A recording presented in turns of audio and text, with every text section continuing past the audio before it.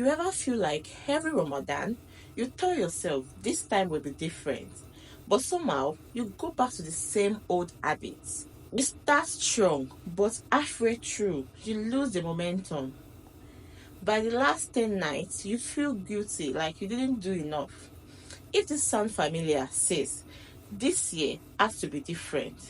And I'm going to show you exactly how to make this your best Ramadan ever, spiritually and mentally. احسب أن الدين بعيد عن حب وحياة وبهجرك للدين ستحيا تعشق ما Assalamu alaikum everyone and Ramadan Mubarak. Welcome back to day 2 of our 30-day Ramadan transformation series, where we are focusing on self-growth, faith, and making this our best Ramadan ever. Today, we are talking about how to make this your best Ramadan ever, spiritually and mentally. If you've ever felt like Ramadan passes by without real change, or you struggle to stay consistent, this one is for you. Let's dive in and make sure this Ramadan is truly life-changing. Ramadan isn't just about fasting. It's a full reset for your soul, your mind, and your habits. But the truth is, a lot of us approach it the wrong way.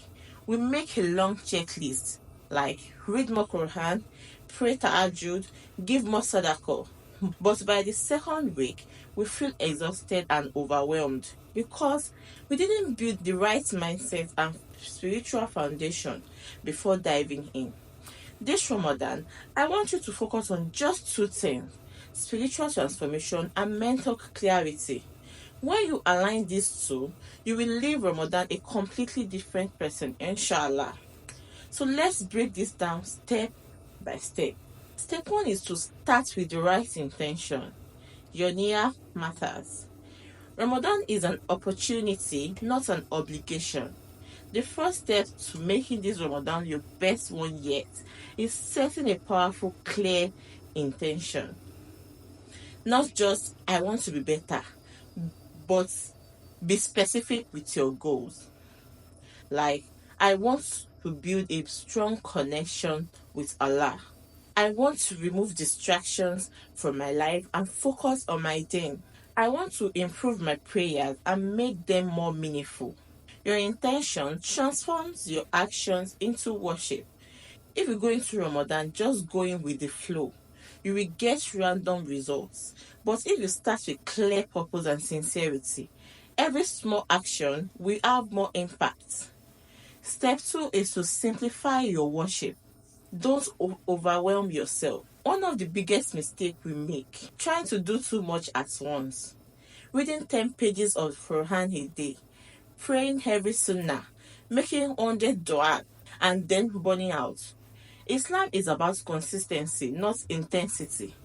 Instead of overwhelming yourself, focus on one or two areas and do them consistently. For example, if you struggle with reading the Quran, start with 1 page a day, but read it with understanding instead of rushing through it. And if you want to improve on your prayers, focus on praying on time before adding extra sunnah prayers. Remember this hadith that the most beloved deeds to Allah are those that are consistent, even if they are small.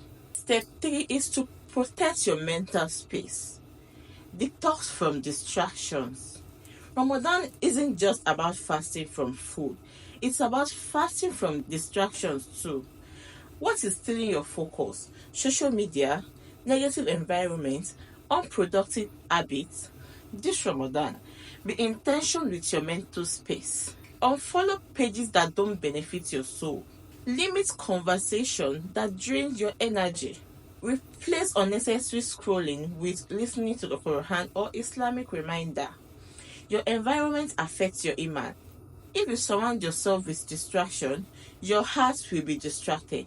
If you surround yourself with reminders, your heart will stay connected to Allah. Step 4 is to build a personal relationship with Allah. This is the moment of mercy. If there is ever a time to reconnect with Allah, it is now. Ramadan isn't just about doing more acts of worship. It's about deepening your connection with your Creator.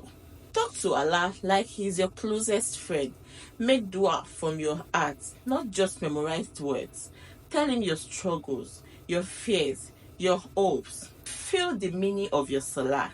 When you say Allah Akbar, remind yourself that you are standing before the King of the heavens and earth. Ask Allah for change. This is the month when du'as are accepted.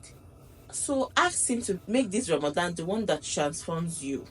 Allah doesn't expect perfection. He expects effort, and every small step you take towards Him, He take a greater step towards you. Number 5, think beyond Ramadan. Make it a lifestyle. Ramadan is not just about these 30 days. It is a training ground for the rest of the year.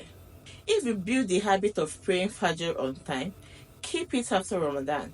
If you protect your tongue from gossip, continue that after Ramadan. If you develop the routine of reading the Quran, don't stop when Ramadan ends. The goal is not to be a better Muslim for 1 month. It is to carry the habit with you long after Ramadan is over. If you start thinking like this, you will never go back to who you were before Ramadan. So, I need you to ask yourself right now, how do I want to live Ramadan? Do I want to look back and regret wasted time? Or do I want to step into Eid as a better, stronger, and more connected Muslim? This Ramadan can be the one that changes your entire life, but only if you make that decision.